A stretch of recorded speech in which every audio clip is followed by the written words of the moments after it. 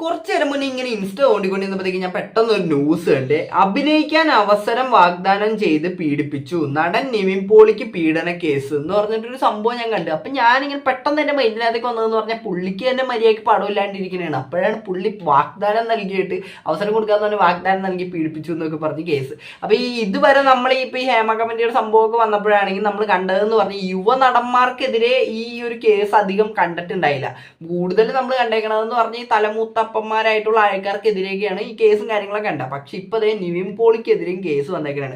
അപ്പൊ ഈ ഒരു സംഭവം കണ്ടപ്പോഴത്തേക്കും പെട്ടെന്ന് ഞാൻ ഇങ്ങനെ ഞെട്ടി, നിവിൻ പോളിക്കെതിരെയും കേസ്, ഇതിപ്പോ എല്ലാവരും ആവുമല്ലോ എന്നുള്ള രീതി എന്റെ പെട്ടെന്ന് മൈൻഡിനകത്തേക്ക് വന്ന്. അത് കഴിഞ്ഞപ്പോൾ തന്നെ അധികം വൈകാണ്ട് തന്നെ പെട്ടെന്ന് നിവിൻ പോളിയുടെ പോസ്റ്റും വന്നു. കാര്യം ഇങ്ങനെ ഒരു വ്യാജ കേസ് വന്നിട്ടുണ്ട്, എനിക്ക് ഇയാൾ അറിഞ്ഞൂടാ എന്നൊക്കെ പറഞ്ഞിട്ടുള്ള ഒരു പോസ്റ്റാണ് നിവിൻ പോളിയുടെ. ഞാൻ ഇവിടെ സൈഡിനകത്ത് കൊടുക്കുക, വായിച്ചു നോക്കേണ്ടവർക്ക് വായിച്ചു നോക്കാം.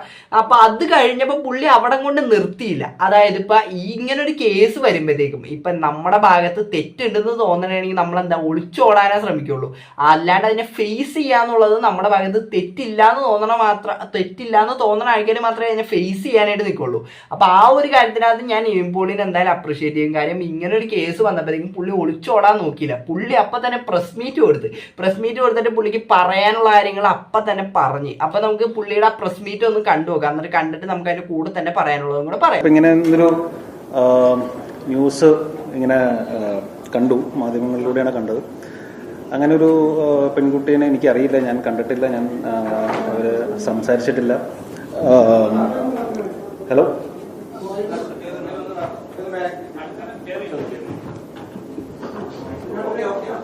ഓക്കെ അല്ലേ? അപ്പം ഇത് ഒരു ബേസ്ലെസ് ആയിട്ടുള്ള ഒരു അലിഗേഷനാണ്. ഞാനിവരെ നേരത്തെ പറഞ്ഞ പോലെ കാണുകയോ സംസാരിക്കുകയോ ഒന്നും ചെയ്തിട്ടില്ല. അപ്പം ഇങ്ങനെ അലിഗേഷൻസ് വരുമ്പോൾ ഞാൻ ആദ്യമായിട്ടാണ് ഇങ്ങനെ ഒരു അലിഗേഷൻ ഫേസ് ചെയ്യുന്നത്. അപ്പോൾ മാധ്യമങ്ങൾ ഇങ്ങനെ വളരെ ഫ്ലാഷ് ന്യൂസ് ആയിട്ടൊക്കെ വരുമ്പോൾ അത് നമ്മളെയും പല രീതിയിലൊക്കെ എഫക്ട് ചെയ്യുന്നുണ്ട്. നമുക്കും ഫാമിലിയൊക്കെ ഉള്ളതാണല്ലോ. അപ്പോൾ നിങ്ങളിങ്ങനെ ന്യൂസ് ഇടുന്നതുകൊണ്ട് കുഴപ്പമില്ല, പക്ഷേ അതിൻ്റെ ഒരു ബേസെങ്കിലും ഒന്ന് അന്വേഷിച്ചിട്ട് നിങ്ങൾ ഇത്തരം ന്യൂസുകളിലേക്ക് പോയാൽ നല്ലതാണെന്നൊരു അഭിപ്രായമുണ്ട്. അത് ഉറപ്പായിട്ടും ഇപ്പൊ ഇങ്ങനത്തെ ഒരു അലിഗേഷനും കാര്യങ്ങളൊക്കെ വരുമ്പോഴത്തേക്കും ഈ മാധ്യമങ്ങളെന്ന് മാത്രമല്ല, ഇപ്പൊ കാണുന്നവരാണെങ്കിലും അത് അവരപ്പം തന്നെ ജഡ്ജ് ചെയ്ത് കളയും. കാര്യം ഇയാൾ അപ്പം തന്നെ ഒരു പീഡിപ്പിച്ച ആളാണ്, ഇയാൾ ഒരാളെ റേപ്പ് ചെയ്തു എന്നുള്ള രീതിക്ക് അവരപ്പം തന്നെ അങ്ങനെ ജഡ്ജ് ചെയ്ത് കളയും. അതിന്റെ ഒരു വിധി വരണോ അതൊന്നും ആൾക്കാർ നോക്കൂല. പിന്നെ അത് കഴിഞ്ഞ് വിധി വന്നു കഴിയുമ്പോഴത്തേക്ക് ഇയാൾ നിരപരാധിയാണെന്ന് തെളിഞ്ഞു കഴിഞ്ഞാലും അപ്പോഴും ഇയാളുടെ മേത്ത് ഇവയാൾ പീഡിപ്പിച്ചതായിരിക്കും എന്നുള്ളൊരു സാധനം ആൾക്കാരുടെ മൈൻഡിൽ അപ്പോഴേ കയറി കഴിയും. അതിപ്പോ അങ്ങനെയാണ് കാര്യം. ഇങ്ങനൊരു അലിഗേഷൻ വരുമ്പോഴത്തേക്ക് ഉറപ്പായിട്ട് മീഡിയകൾ അങ്ങനെയാണ് അത് കൊടുക്കുകയുള്ളൂ. ഇവര് കൊടുക്കണതെന്ന് പറഞ്ഞ് ഇങ്ങനെ ഒരാൾ പീഡിപ്പിച്ചു, അതായത് ഇപ്പൊ നിവിൻ പോളി പീഡിപ്പിച്ചു എന്നുള്ള ടൈറ്റിലും വെച്ചിട്ടാണ് കൊടുക്കുമ്പോഴത്തേക്കും കാണുന്നവർ അതേ വിചാരിക്കുകയുള്ളൂ. അപ്പൊ ആ ഒരു സംഭവം പെട്ടെന്ന് ആൾക്കാരുടെ ഉള്ളിൽ രജിസ്റ്റർ ആവും. പിന്നെ അത് മായാനായിട്ടും അതിനൊരു ടൈം പിടിക്കും. പക്ഷെ ടൈം പിടിച്ചാലും അത് എത്രത്തോളം മായോ എന്നുള്ളതും ഒരു ചോദ്യചിഹ്നമാണ്. ഇപ്പൊ പുള്ളി പറയുന്നത് അതാണ് കാര്യം. ഈ പുള്ളിക്ക് അതേപോലുള്ള അലിഗേഷനും കാര്യങ്ങളൊന്നും ഇതിന് മുന്നേ വന്നിട്ടില്ല. അപ്പൊ ഇതേപോലുള്ള ഒരു സംഭവം പെട്ടെന്ന് വരുമ്പോഴത്തേക്കും പുള്ളിയുടെ ഒരു കരിയറിനെയൊക്കെ അത് ഉറപ്പായിട്ട് അത് ബാധിക്കും. അപ്പൊ ആ ഒരു സംഭവമാണ് പുള്ളിയോട് പറയുന്നത്. അതും ബാക്കിയാണ്. പിന്നെ ഇത് ഞാൻ ഇന്ന് തന്നെ ഇത് വിളിച്ചതിന്റെ റീസൺ ഇത് ഇങ്ങനെ വലിച്ചു കിട്ടേണ്ട ആവശ്യമില്ലാന്ന് എനിക്ക് തോന്നി. അല്ലെങ്കിൽ എനിക്ക് ഇവിടെ ഓടി വിളിക്കേണ്ട കാര്യമൊന്നുമില്ല. എൻ്റെ ഭാഗത്ത് ന്യായമുണ്ട്, അല്ലെങ്കിൽ ഞാൻ അങ്ങനെ ഒരു കാര്യം ചെയ്തിട്ടില്ല എന്ന് എനിക്ക് 100% ഉറപ്പുള്ളതുകൊണ്ട് തന്നെയാണ് ഞാൻ മീഡിയനെ എനിക്ക് ഇന്ന് തന്നെ പ്രസ് മീറ്റ് വിളിച്ച് എല്ലാവരും കാണണമെന്ന് പറഞ്ഞത്. അതെന്തായാലും നല്ലൊരു കാര്യം തന്നെയാണ്. കാര്യം ഇപ്പൊ നമ്മൾ കണ്ട് പലരും ഒളിച്ചോടുന്നതൊക്കെ ഉണ്ട്. വേറെ രാജ്യത്തേക്കൊക്കെ പോണതൊക്കെ നമ്മൾ ഇതിന് മുന്നേ ഇപ്പൊ ഈ അടുത്ത് തന്നെ നമ്മൾ ഇഷ്ടംപോലെ കണ്ടുള്ളൂ. ഒരു കേസ് വരുമ്പോഴത്തേക്കും എനിക്ക് മറ്റേ ഒരു ട്രിപ്പ് ഉണ്ട്, കുഞ്ഞമ്മയുടെ മോളുടെ കല്യാണമാണ് എന്നൊക്കെ പറഞ്ഞിട്ടൊക്കെ നാട് വിട്ട് പോണതൊക്കെ നമ്മൾ ഇപ്പൊ ഇഷ്ടംപോലെ കണ്ട്. അപ്പൊ ആ ഒരു ഇതിനകത്ത് നിവിൻ പോളി ചെയ്തത് എന്തായാലും അപ്രിസിയേഷൻ അർഹിക്കുന്ന ഒരു കാര്യം തന്നെയാണ്. എന്റെ തൊണ്ടയൊക്കെ പോയി കിടക്കുന്നതാണ്, അതുകൊണ്ടാണ് സംസാരമൊക്കെ ഇങ്ങനെ ഇരിക്കുന്നത്. അപ്പൊ എന്തായാലും അത് അർഹിക്കുന്ന ഒരു കാര്യം തന്നെയാണ് നിവിൻ പോളി ചെയ്തത്. കാര്യം പുള്ളിക്കെതിരെ ഒരു അലിഗേഷൻ വന്നപ്പോൾ പുള്ളി അങ്ങനെ ഒളിച്ചോടാനൊന്നുമല്ല. പുള്ളി അവിടെ നിന്ന് പുള്ളിക്ക് എന്താണോ പറയാനുള്ളത്, പുള്ളിയുടെ ഭാഗത്ത് ന്യായമുണ്ടെന്ന് പുള്ളിക്ക് അത്രയ്ക്ക് ഉറപ്പുള്ളതുകൊണ്ട് പുള്ളി അവിടെ നിന്ന് പറഞ്ഞു. ഞാൻ അതിനകത്ത് പറയുന്നില്ലടാ നിവിൻ പോളി നിരപരാധിയാണ്, അങ്ങനെയൊന്നും നമുക്ക് 100% ഉറപ്പിച്ച് പറയാൻ പറ്റൂല. പക്ഷേ ഇവിടെ ഇപ്പൊ ഇതേപോലുള്ള കേസുകളും കാര്യങ്ങളൊക്കെ ഉറപ്പായിട്ടും ജെനുവിൻ ആയിട്ടുള്ള ഇഷ്ടം പോലെ കേസുകൾ വരും. പക്ഷെ അതിന്റെ ഇടയിൽ കൂടെ ചില ഈ പുഴുക്കുത്തുകൾ പോലെ ചില സാധനങ്ങളൊക്കെ വരും. അതായത് വെറുതെ ഫേക്ക് ആയിട്ട് ഓരോ അലിഗേഷൻ ആയിട്ട് കുറെ എണ്ണങ്ങൾ വരും. ഈ ഒരു സമയത്ത് മുതലെടുത്ത് അതിൽ നിന്ന് ഫേമസ് ആവാൻ വേണ്ടി കുറേ എണ്ണം ഉറപ്പായിട്ടും ഇതിൻ്റെ ഇടയിൽ നിന്ന് വരും. അപ്പം അങ്ങനെയുള്ളതുങ്ങളെ നമുക്ക് തിരിച്ചറിയാനായിട്ട് പാടാണ്. അതിപ്പോൾ എത്രത്തോളം ഇതെന്ന് പറഞ്ഞാൽ പാടാണ്. ഇപ്പം നമുക്ക് എങ്ങനെ തിരിച്ചറിയാൻ പറ്റും? ഒരാൾ പറയണതാണ് എന്നെ ഒരാൾ പീഡിപ്പിച്ചു എന്ന് പറഞ്ഞു കഴിഞ്ഞാൽ, ഇപ്പം നേരത്തെ ഒരു പുള്ളിക്കാരി വന്നിട്ട് ഇപ്പം മുന്നേ പറഞ്ഞായിരുന്നല്ല, ഞങ്ങൾ പറയണതാണ് തെളിവ്. അതെ, അവർ പറയണതാണ് തെളിവ്. അവർ പറയണത് വെച്ചിട്ട് അനുഭവിക്കേണ്ടതെന്ന് പറഞ്ഞ് ഈ ആർക്കെതിരെയാണോ അലിഗേഷൻ വരുന്നത് അവരാണ് അത് അനുഭവിക്കേണ്ടത്.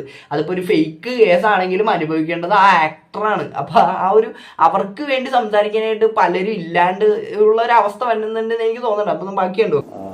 അതിൽ ഒരു സത്യമായിട്ടുള്ള കാര്യമല്ല. പക്ഷേ ഇത് ഞാൻ അറിഞ്ഞത് FIR രജിസ്റ്റർ ചെയ്തു എന്നാണ്. അപ്പോൾ FIR രജിസ്റ്റർ ചെയ്തൊരു കേസ് നിയമത്തിൻ്റെ വഴിയിലാണ് പോവുള്ളൂ.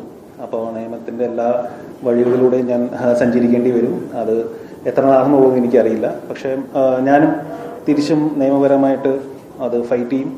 അതിൻ്റെ ഏതറ്റം വരെ പോകണമെങ്കിൽ ഏതറ്റം വരെയും ഞാൻ പോകും. ഇത് സത്യമല്ലെന്ന് എന്നെ കൊണ്ടാവുന്ന രീതിയിൽ എൻ്റെ കയ്യിൽ അങ്ങനെ തെളിവുകളൊന്നുമില്ല. പക്ഷെ ഞാനിത് പ്രൂവ് ചെയ്യാൻ വേണ്ടിയിട്ട് എൻ്റെ എല്ലാ വഴികളും ഞാൻ ശ്രമിക്കുന്നതാണ്. അതും എന്തായാലും നല്ലൊരു കാര്യം തന്നെയാണ്. ഇപ്പം നമുക്കെതിരെ ഒരാൾ കേസ് കൊടുക്കുമ്പോഴത്തേക്കും ആ ഒരു കേസ് അത് നമുക്ക് അത്ര ഉറപ്പുണ്ടെന്ന് വിചാരിച്ചു. അയാൾ കൊടുക്കുന്ന കേസ് എന്ന് പറഞ്ഞാൽ അതൊരു ഫേക്ക് കേസാണെന്ന് നമുക്ക് ഉറപ്പുണ്ടെങ്കിൽ നമ്മൾ ഉറപ്പായിട്ടും നമ്മൾ തിരിച്ചും അയാൾക്കെതിരെ ഒരു നിയമ നടപടിയായിട്ട് പോകണം. അല്ലാണ്ട് ഇപ്പം നമുക്കെതിരെ കേസ് വന്ന് അപ്പോൾ കേസ് വന്ന് തെളിഞ്ഞ് നമ്മൾ നിരപരാധിയാണെന്ന് തെളിഞ്ഞു കഴിഞ്ഞാലും എന്നാൽ പിന്നെ ഞാൻ എൻ്റെ പാട് നോക്കി പോയേക്കാം അങ്ങനെ പൊക്കൂടാ. കാര്യം നമുക്കെതിരെ അങ്ങനെ ഒരു ഫേക്ക് കേസ് അയാൾ കൊടുത്തിട്ടുണ്ടെങ്കിൽ ഉറപ്പായിട്ട് അയാളും അനുഭവിക്കാനായിട്ട്, നമ്മളെന്തോരം അനുഭവിച്ചോ അതൊക്കെ അയാളും അനുഭവിക്കാനായിട്ട് ബാധ്യസ്ഥരാണ്. നമ്മളെക്കാളും അധികം അയാളും അനുഭവിക്കാനായിട്ട് ബാധ്യസ്ഥരാണ്. കാര്യം അവരെന്തിന് വെറുതെ നമ്മൾ സ്വസ്ഥമായിട്ട് ജീവിക്കുന്ന നമ്മുടെ ജീവിതത്തിനകത്തേക്ക് എന്തിന് അവർ ഇതേപോലെ ഒരു ഫേക്ക് കേസായിട്ട് വന്നു? അത് ഉറപ്പായിട്ടും. പക്ഷേ എനിക്ക് ഇതിനകത്ത് അറിയാത്തൊരു കാര്യം, ഇത് എങ്ങനെ തെളിയിക്കും? അവർ ഫേക്ക് കേസാണ് കൊടുത്തേക്കണേന്ന് എങ്ങനെ തെളിയിക്കും? അവർ പറയണതല്ലേ തെളിവ്, പിന്നെ ഇത് എങ്ങനെ തെളിയിക്കും? ഫേക്ക് കേസ് ആണെങ്കിൽ ഉള്ള കേസാണ് ഞാൻ പറയുന്നത്. ഞാൻ ആണെന്ന് എവിടെയും പറയുന്നില്ല. ആണെങ്കിൽ ക്വസ്റ്റ്യൻ മാർക്ക് ഇട്ടിട്ട് തന്നെയാണ് ഞാൻ പറയുന്നത്. അപ്പോൾ ബാക്കിയാണ്. കാരണം ഇത് ഇങ്ങനെ ഒരു ഫേക്ക് അലിഗേഷൻസ് ഇങ്ങനെ വന്ന് തുടങ്ങിയാൽ ഇവിടെ എല്ലാവർക്കും ജീവിക്കണമല്ലോ. ഇപ്പം നാളെ ആർക്കെതിരെയും വരാം. ഇതുപോലെ ഒരുപാട് ഫേക്ക് അലിഗേഷൻസ് ആണുങ്ങൾക്കെതിരെ വന്നിട്ടുള്ള കേസുകൾ നമ്മുടെ രാജ്യത്തുണ്ട്. അത് ഡിസ്പ്രൂവ് ചെയ്തിട്ടുള്ള സിറ്റുവേഷൻസ് ഉണ്ട്. ഇനിയും നാളെ മുതൽ ആർക്കെതിരെയും വരാം. പക്ഷെ അവർക്കെല്ലാവർക്കും വേണ്ടിയാണ് ഞാൻ ഇവിടെ വന്നിരുന്ന് സംസാരിക്കുന്നത്. ഞാനത് ആരെങ്കിലും സംസാരിച്ച് തുടങ്ങിയില്ലെങ്കിൽ ഇതിങ്ങനെ നീണ്ടു പോയിക്കൊണ്ടിരിക്കും. കാരണം ഇതിലൊരു പ്രൊസീജിയർ, അങ്ങനെ ടൈം ടേക്കിംഗ് പ്രൊസീജിയറാണ്. നമ്മൾ സ്ഥിരം കാണുന്ന ഒരു പരിപാടിയാണല്ലോ. അപ്പോൾ എൻ്റെ സിനിമകളിൽ ഒരുപാട് സുഹൃത്തുക്കൾ വിളിച്ചു, എല്ലാവരും ഇങ്ങനെ സപ്പോർട്ടും കാര്യങ്ങളൊക്കെ പറയുന്നുണ്ട്. പക്ഷെ എന്തൊക്കെ പറഞ്ഞാലും ഒരു സത്യാവസ്ഥ തെളിയിക്കണമെങ്കിൽ അതിൻ്റെ നിയമത്തിൻ്റെ വഴിക്ക് പോകണം. അപ്പോൾ അതിൻ്റെ ഏത് അന്വേഷണത്തിനും, ഏത് ശാസ്ത്രീയമായ അന്വേഷണത്തിനും സഹകരിക്കാൻ ഞാൻ തയ്യാറാണ്.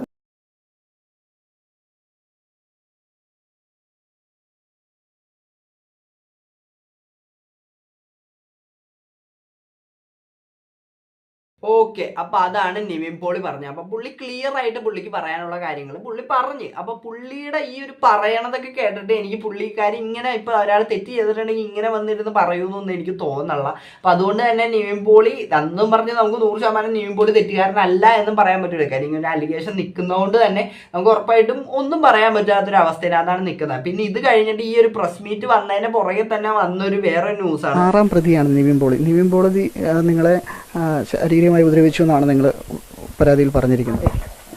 ശാരീരികമായിട്ട് ഉപദ്രവിച്ചു, ശാരീരികമായും മാനസികമായും നമ്മളെ ഉപദ്രവിച്ചു. ഇവരെ പരിചയപ്പെടുത്തുന്ന ഒരു ശ്രേയ എന്ന് പറഞ്ഞൊരു പെൺകൊച്ചായിരുന്നു. എന്നെ പുറത്തോട്ട് കൊണ്ടുപോകാമെന്നും പറഞ്ഞുകൊണ്ട് എന്നെ 3 ലക്ഷം രൂപ മേടിക്കുകയും അത് കഴിഞ്ഞിട്ട് ചോദിച്ചു കഴിഞ്ഞപ്പോൾ അത് തരാതിരിക്കുകയും പിന്നെ സിനിമയിൽ ചാൻസ് മേടിച്ച് തരാമെന്നും പറഞ്ഞുകൊണ്ട് ഈ പ്രൊഡ്യൂസറെ പരിചയപ്പെടുത്തി തരുവാണ് ചെയ്തത്. പുള്ളിയുടെ കെയർ ഓഫിലാണ് നിവിൻ പോളിയും വേറെ ബാലൻസ് ഉള്ള അവരുടെ ഗുണ്ടകളെന്നാണ് എന്നോട് പറഞ്ഞത് അവരെ പരിചയപ്പെട്ടത്. അവരെന്നെ റൂമിൽ പൂട്ടിയിടുകയും കുറച്ച് നേരിയ പീഡനങ്ങൾ അനുഭവിക്കേണ്ടി വരികയും ചെയ്തിട്ടുണ്ട്. പിന്നെ എൻ്റെ വീട്ടിൽ ക്യാമറ വെക്കുകയും ഞങ്ങളുടെ ബെഡ്റൂം സീൻ എടുക്കുകയും പിന്നെ ഭീഷണിപ്പെടുത്തുകയും, അതായത് നമ്മളെ വണ്ടി ഇടിപ്പിച്ച് കൊല്ലുമെന്നും ഹസ്ബൻഡിൻ്റെ മോനെ വണ്ടി ഇടിപ്പിച്ച് കൊല്ലുമെന്നും പാമ്പിനെ കൊത്തിച്ച് കൊല്ലുമെന്നും ഗുണ്ടകളെ വിട്ടാക്രമിക്കുമെന്നും പറഞ്ഞുകൊണ്ട് നിരന്തരം ഭീഷണികളുണ്ടായിരുന്നു.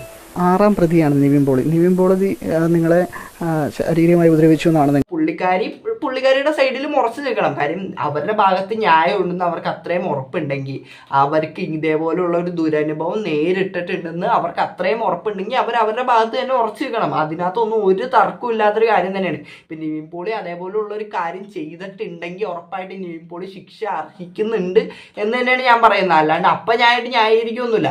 ഞാൻ പറയണതെന്ന് പറഞ്ഞാൽ ഇതേപോലെ ഇതിപ്പോൾ ഒരു ഫേക്ക് അലിഗേഷൻ ആണെങ്കിലുള്ള കേസാണ് ഞാൻ ഇതിന് മുന്നേ പറഞ്ഞത്. ഇനിയിപ്പോൾ അല്ലെങ്കിൽ ഇതിപ്പോൾ എങ്ങനെ തെളിയിക്കും എന്നുള്ള ഒരു ചോദ്യചിഹ്നത്തിന് വേണമെങ്കിൽ ഉത്തരവായിട്ട് നമുക്ക് വേണമെങ്കിൽ മറ്റേ ലൈ ഡിറ്റക്ടറോ അതേപോലെ നുണ പരിശോധനയൊക്കെ ഉണ്ടല്ലോ, അതേപോലത്തെ സംഭവമൊക്കെ ചെയ്ത് കഴിഞ്ഞാൽ എത്രത്തോളം അതിനകത്തൊക്കെ ഇതുണ്ടെന്ന് എനിക്ക് അറിഞ്ഞുകൂടാ.